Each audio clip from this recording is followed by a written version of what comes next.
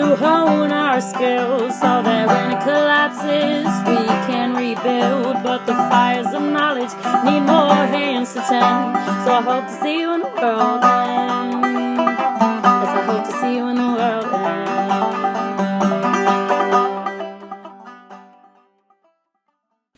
Okay, so I want to talk a little bit about the mind and body connection here.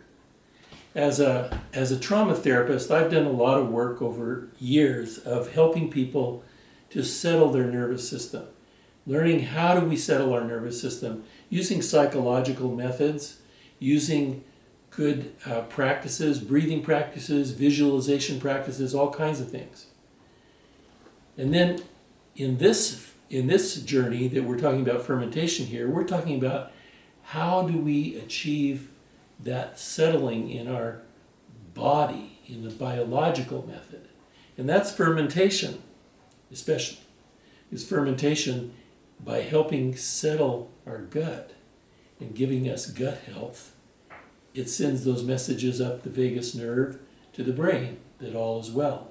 So really what we're talking about is a combination of mind, body, and spirit all working together in harmony. This is human health at its best, doing all these things together in conjunction with each other for healthier living.